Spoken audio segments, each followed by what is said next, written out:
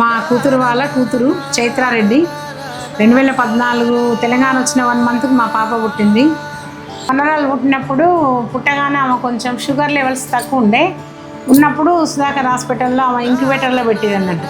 ఆ నైట్ మొత్తం ఉంచాలంటే మాకు ఎంత బాధ అనిపించిందంటే, చిన్న పాప, ఆ తల్లి ఒక దగ్గర ఉంది, మేము ఒక దగ్గర ఉన్నాం, పాపని ఎప్పుడు చూడాలి ఎప్పుడు తీసుకొచ్చుకోవాలని చెప్పి నైట్ మొత్తం వాళ్ళ తాతయ్య అయితే ఎన్నిసార్లు పోయి చూసుకొచ్చుకుంటాం. పాపనైతే పొద్దున్నే తీసుకొచ్చుకున్నాం. అసలు మేము ఆ తీసుకొచ్చుకున్నా కూడా చేతులల్లా అసలు మాకు ఇంకా స్పర్శ అనేది ఇంకా బాగుంటుంది. అసలు తీసుకొచ్చుకున్నప్పుడు తొందరగా తీసుకొచ్చుకోవాలి. చిన్న చిన్న చేతులు, చిన్న చిన్న కాళ్ళు, కళ్ళు బ్రైట్గా ఉంటాయి అవి. అసలు అవన్నీ మా మనసులో ఇప్పటికి నా కళ్ళల్లో మెదులుతాయి. ఇంకా ఆ రోజు నుంచి ఈ రోజు వరకు ఆనందంగానే ఉన్నాం మేము. ఏ రోజు కూడా ఆమెతో ఇబ్బంది లేదు. మంచిగానే చదువులో కానీ, ఆటలో కానీ, క్రమశిక్షణలో కానీ అన్నిట్లలో కూడా ఎలాంటి ఇబ్బంది లేకుండా బొమ్మలు బాగా వేస్తుంది. సంతోషంగా వండుకుంటూ మాకు ఎలాంటి ఇబ్బంది కలగకుండా మంచిగా ఉంటుంది. 2 years బ్యాక్ స్టేట్ ర్యాంకు, స్టేట్లో కూడా వచ్చింది ఫస్ట్ ప్రైజ్.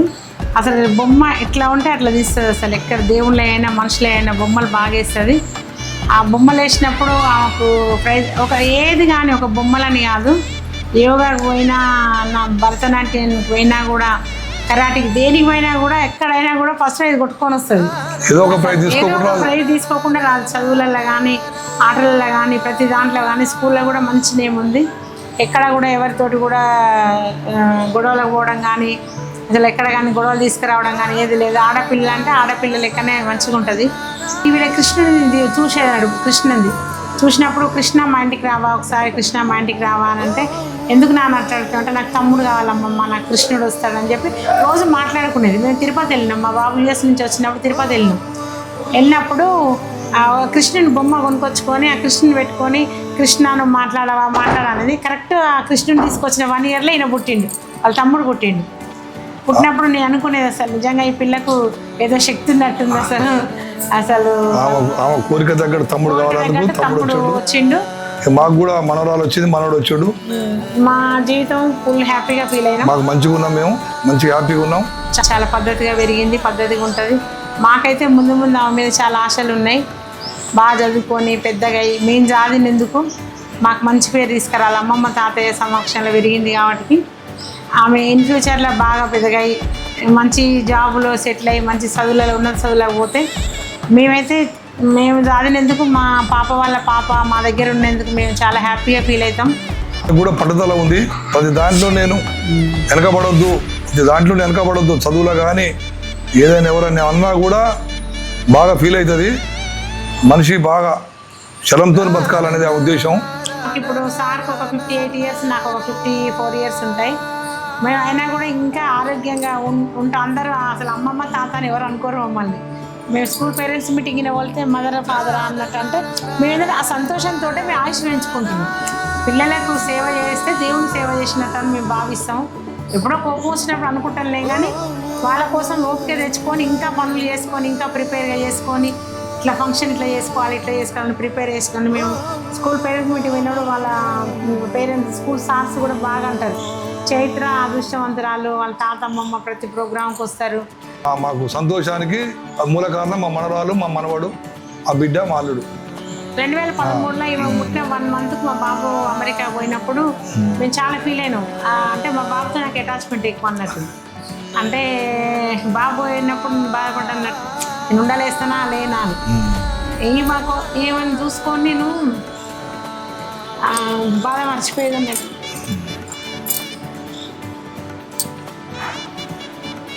మొత్తం మేనమామ లక్షణాలు వచ్చినాయని మేము అనుకుంటాం. ఆయన బాగా చదువుతాడు, ఈమె కూడా సేమ్ మామ లక్షణాలే. చదవడం కానీ ఏదైనా కూడా స్పోర్టివ్గా బాగా అన్నట్టు. ఏంటంటే ప్రతిదీ గట్టిగా తీసుకుంటుంది అన్నట్టు. నేను వాళ్ళకు వచ్చిన ర్యాంకు నాకెందుకు రాకూడదు, నేను ఎందుకు చదవకూడదు. అప్పుడు మాకేమనిపిస్తుంది అంటే, మేము మా దగ్గర పెట్టుకొని ఇంత మంచిగా ఖర్చు పెట్టి చదివించినందుకు మా మనవరాలు కూడా కొంచెం చదివితే మాకు కూడా హ్యాపీగా అనిపిస్తుంది కదా, అట్లా అన్నట్టు. ఇప్పుడు అందుకని ఈ ఫంక్షన్ కూడా మేము ఆమె కోరిక ప్రతిదీ ఆమెదే. స్టేజ్ డెకరేషన్ కానీ, జడగంటలు కానీ, ఆర్నమెంట్ కానీ, శారీ కానీ, ఆమెకు 13 years ఓన్లీ.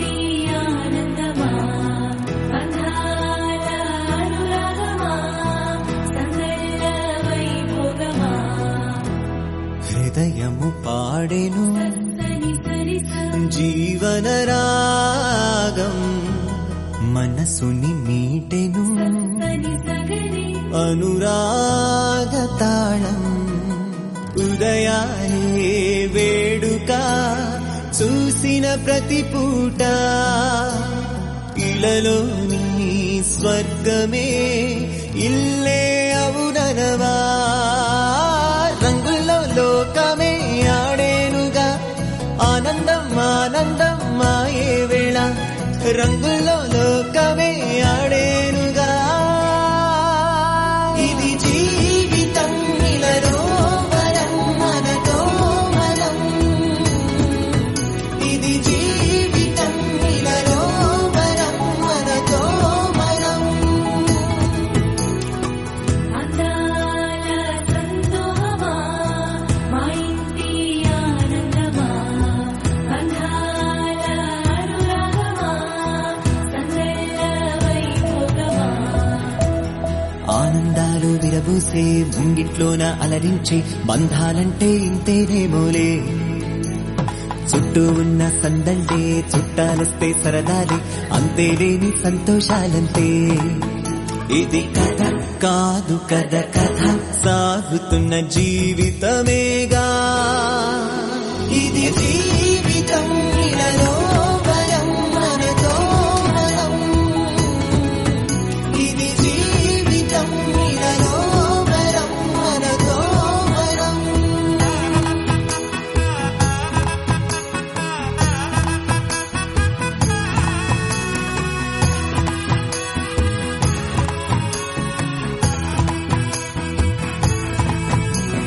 ఉన్నారంతా మనవారే వస్తారంట మనతోటి సరిపోలేదా ఇంతే చాలంటే అంతా మంచే అనుకుంటే స్వర్గం కాదా ఈ చోటే సరిపోతుందా సమయం కాస్తుంటే ఒక కథ సాగుతుంది కథ జీవితపు గాథలదేగా